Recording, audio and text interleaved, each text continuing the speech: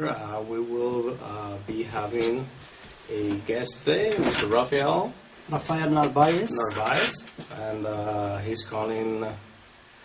He's right now on Narvaez. He's almost in contact with us. He's communicating through the Skype, through the internet. Hello, assalamu alaikum, Brother Rafael. Hello. Yeah, we can hear you.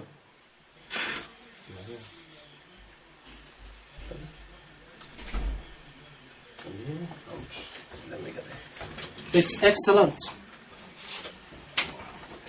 No, I cannot see you, but I can hear you. And we are live, by the way. We are live. Okay. Assalamu alaikum. Welcome, Rafael Narvaez.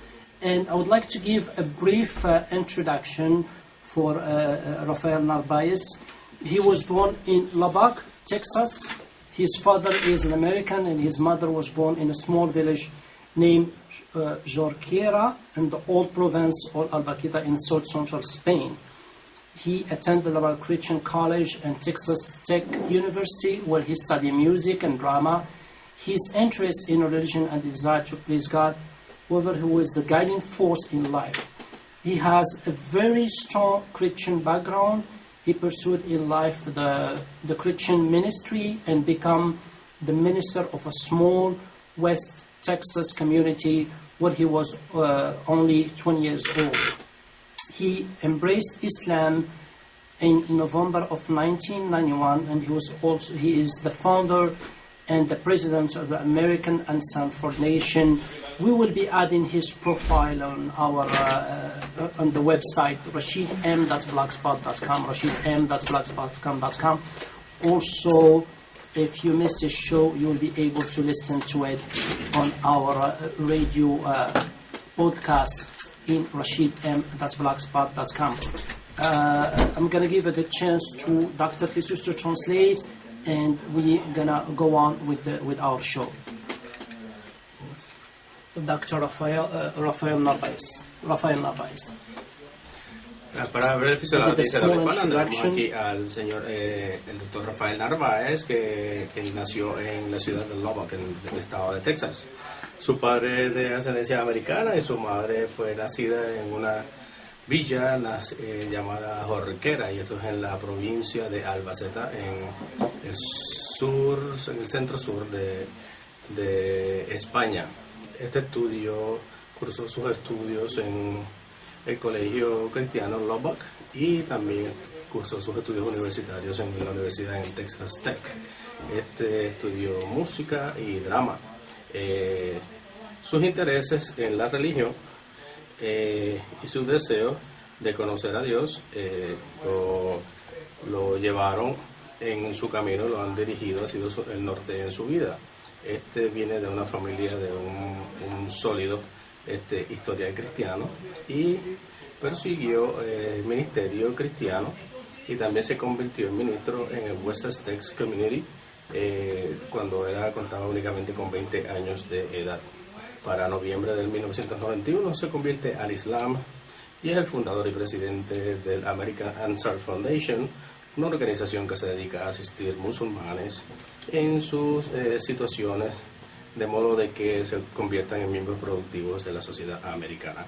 Dirige también la Organización de Raíces Americanas para Justicia Mundial y también sirve como director, como gerente ejecutivo del negociado de oradores musulmanes de Norteamericana, una organización que procura servir y proveer oradores musulmanes para presentaciones a nivel mundial, para seminarios, para convenciones y para otros compromisos de oratoria. Es uno de los directores del comité ejecutivo para el hospicio de Michigan.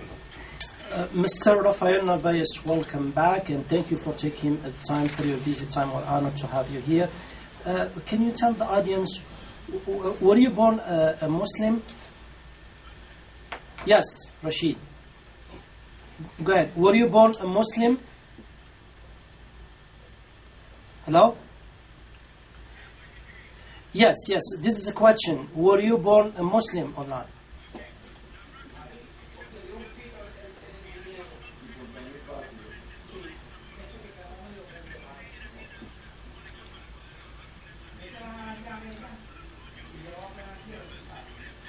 Yeah.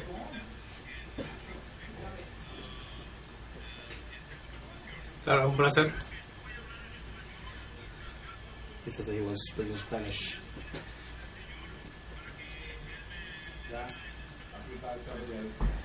Rafael, mira, buenas tardes. Te habla Jesús Martí.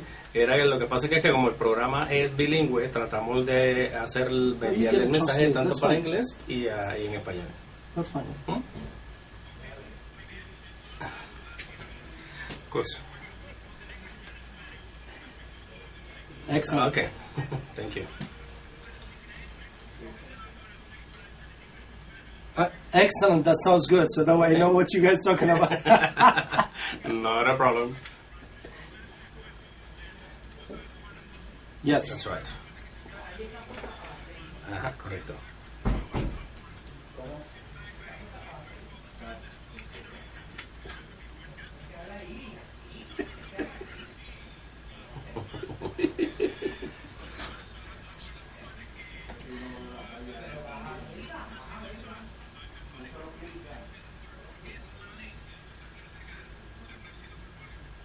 Okay.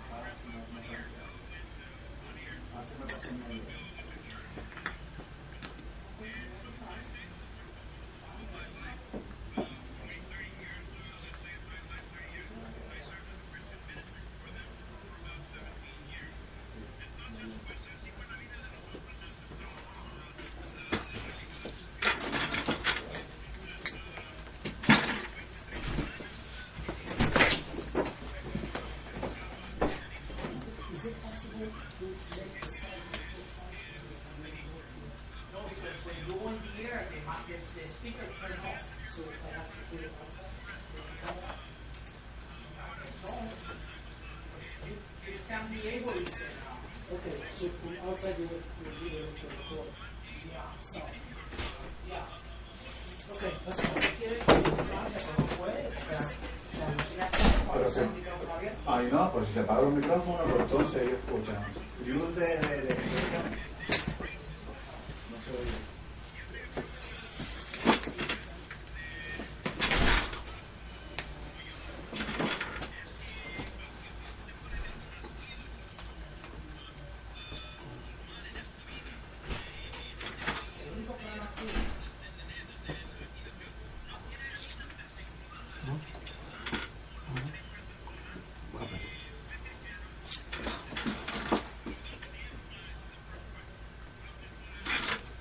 Excellent. How did you convert to Islam?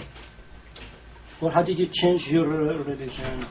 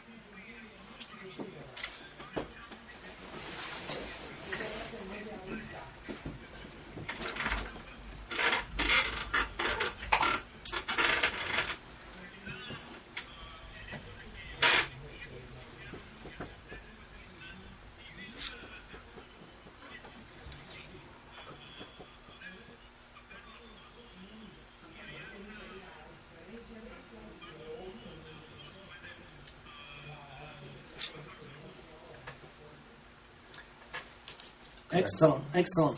And what was the reaction? What was your reaction when you become a Muslim? What was your reaction of your family and friends when you embraced Islam?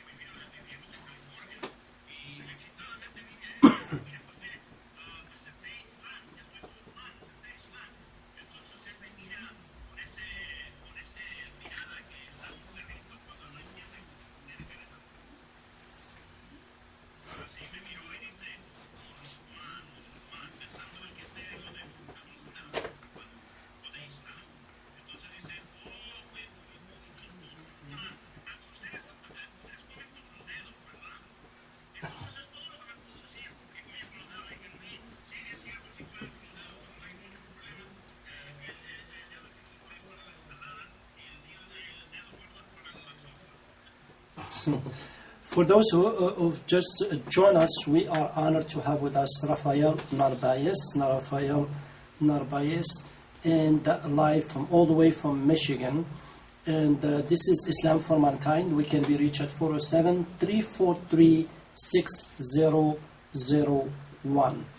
So my next question, you told me that you believe that there is a bigger picture going in God's plan right now. So what did you mean by that? Can you please explain?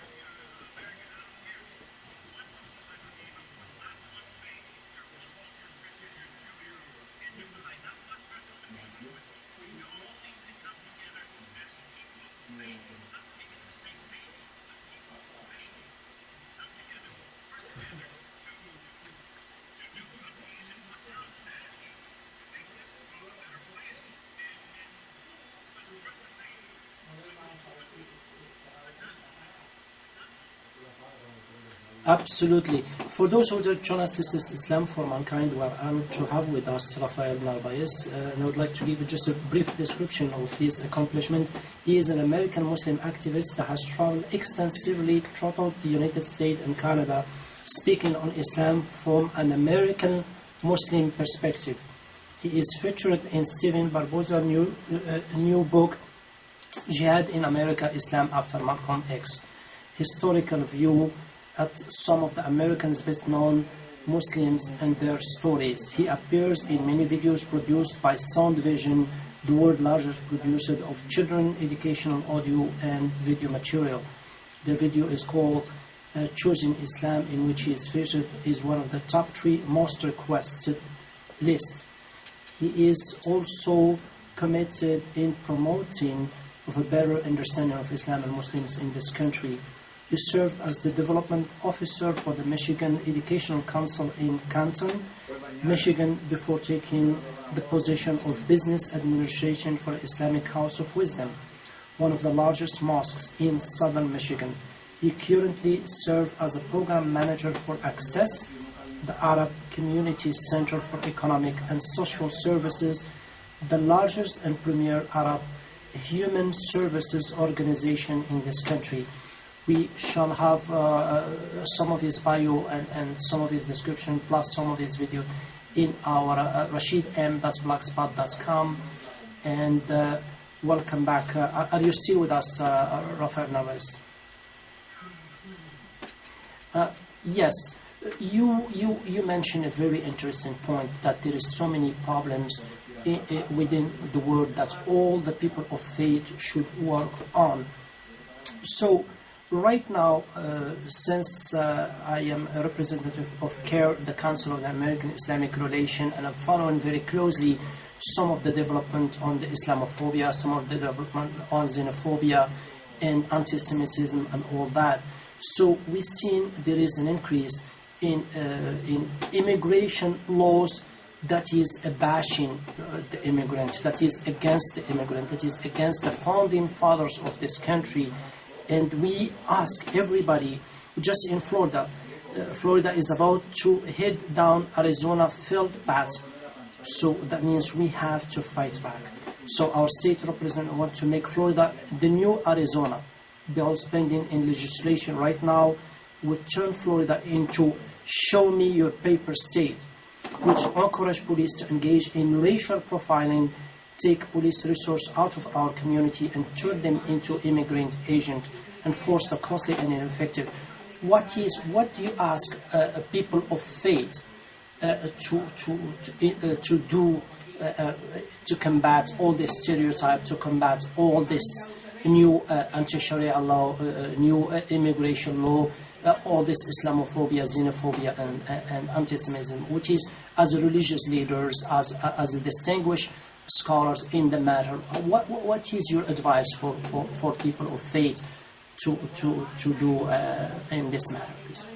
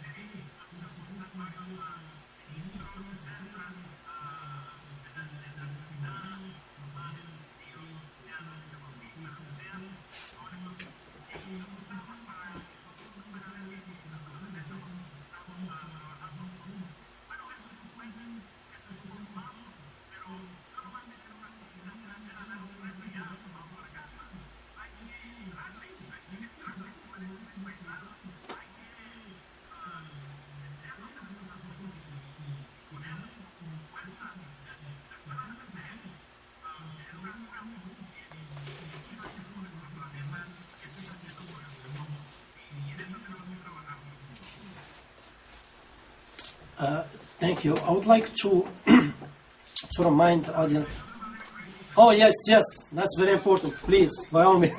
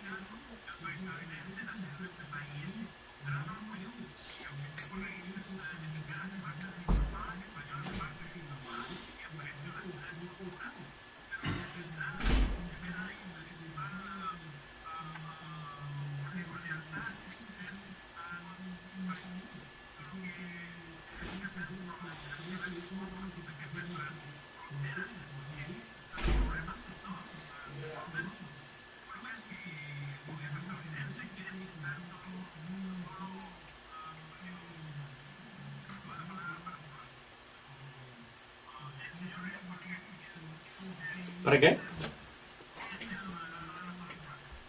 Brush, cepillo. Ajá.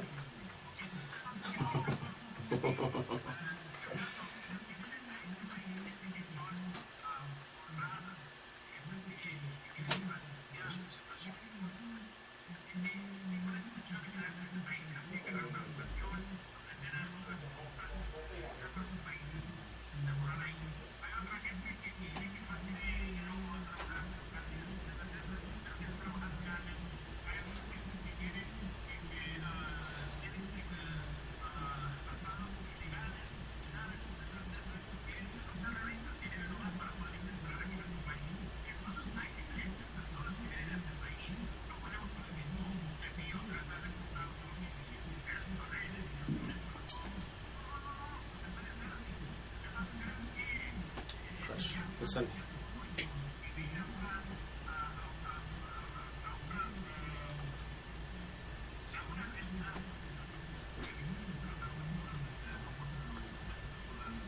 Ahí cuando tú usas cepillo, ese término brush ahí no es cepillo, ese sería brocha o pincel, tú dices para pintarlo.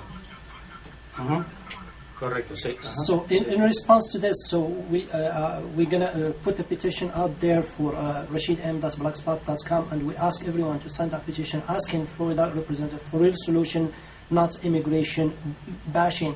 And if you think this is only Florida problem or Arizona problem, think again and think again. Because this copycat, they don't have no real solution out there. And the only thing they do is bashing immigrants, is blaming the immigrant. They do the problem and they blame the immigrant for it, or they blame the Muslims, or escape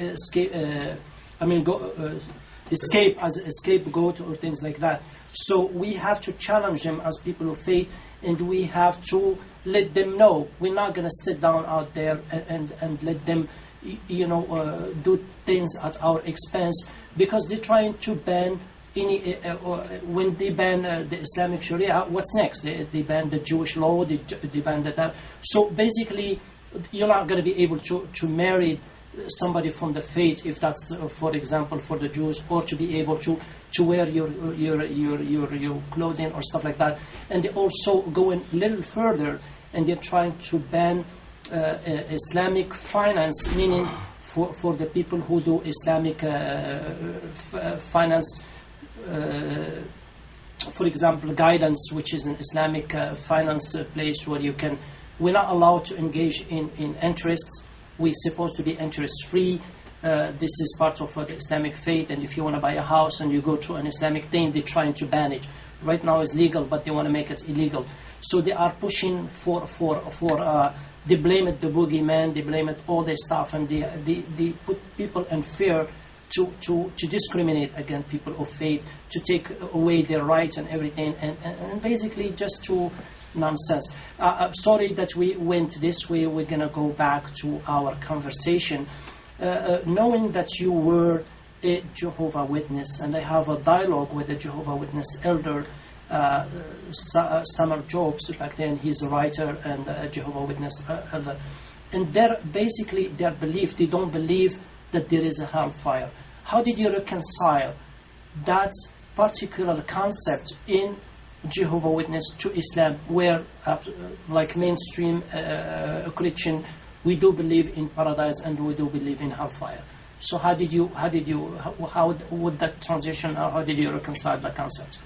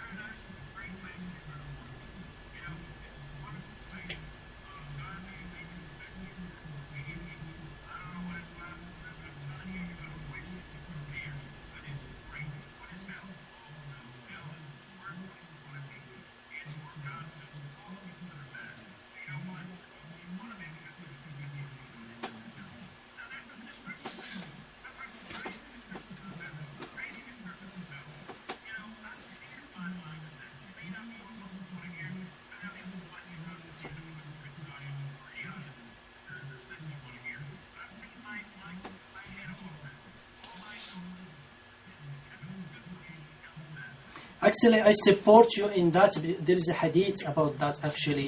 You seen it right, and you hit in the nail right there. Because when the Prophet was asked to describe hell and paradise, he said, in it, there is no eyes has ever seen, no ear has ever heard.